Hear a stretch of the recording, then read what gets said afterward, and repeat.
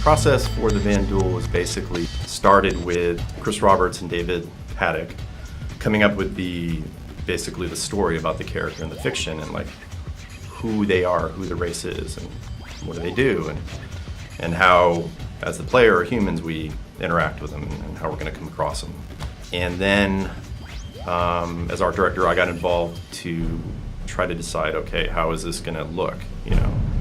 And in the beginning, Chris always had sort of an idea to pay homage to the Kilrathi from the Wing Commander series. So there was always that in the back of my mind as I started kind of roughing some very quick sketches out, also doing some rough sculptures in Mudbox. So the feline aspect was always there in the back of my mind. Okay, you know, make it feline, but he said he wanted it definitely meaner and sleeker, not as hairy, more alien-esque. So that sort of evolved a little bit, going back and forth just between Chris and I. I know David was involved a little bit as far as seeing something that inspired him to possibly start to change the fiction, or something that Chris and I liked. You know, David would sort of go off on a tangent of, oh, well, this element that, you know, we came up with looks pretty cool, maybe that can be for this. And then that would, in turn, come back and inspire the design. So it was a really interesting collaborative process. So it got to the point to where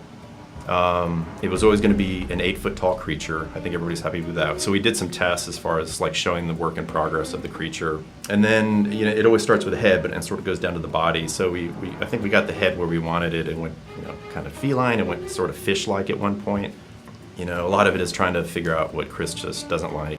So as we worked down the body, Chris wanted to make sure that it didn't have just a person in a suit feel. So we took the 5 fingers away, went to 3 long claws. We thinned him up, made him very sleek. The legs are very thin and actually have some openings in them, both in the arms and the legs, to show that it's very unhuman, and definitely a person can't be inside there. And we made the walking motion in the feet a thing called digitigrade, which is basically walking on the toes like an animal, sort of semi that way. So the foot is not really long, but it is definitely up above and it's not on the ground. So that sort of, once we do things like that, then we have to figure out, okay, let's do some range of motion sort of tests. And since we have a lot of these exoskeleton pieces coming off of him that we all liked, with some shoulder blades and these tubes and horns and stuff, we had to quickly see if they were going to work with all the things that this character is going to do in the game, you know, with fighting and shooting and flying ships, sitting. You know, I originally had spines coming off the hips, which looked really cool and gave a nice balance, but Chris felt that he would be hurting himself constantly, so off they came. And then, so we do some walking tests and some animation movement. Very quickly, I'll rig that up myself before it goes to our animation department. So there won't be a lot of back and forth to make sure everything is working properly and it looks anatomically feasible.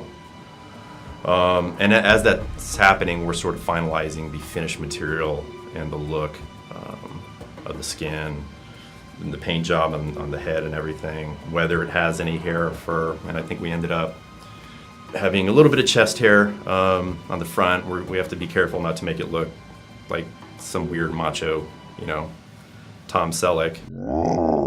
But I think so far it doesn't. But that'll have to be tweaked once we get into the game engine, and then we can sort of further tweak that to see how the hair reacts in that. Before it goes into the game engine, we're designing costumes and uniforms right now.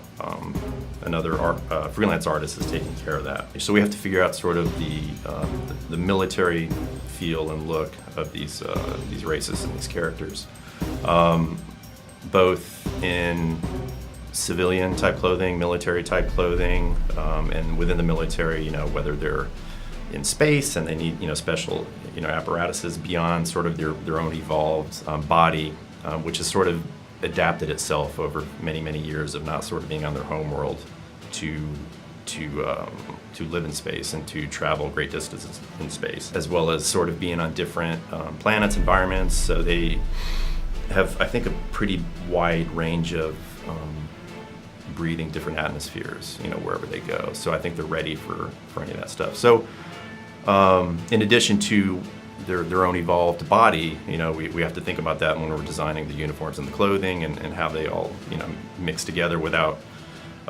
getting too bulky because they're a giant creature.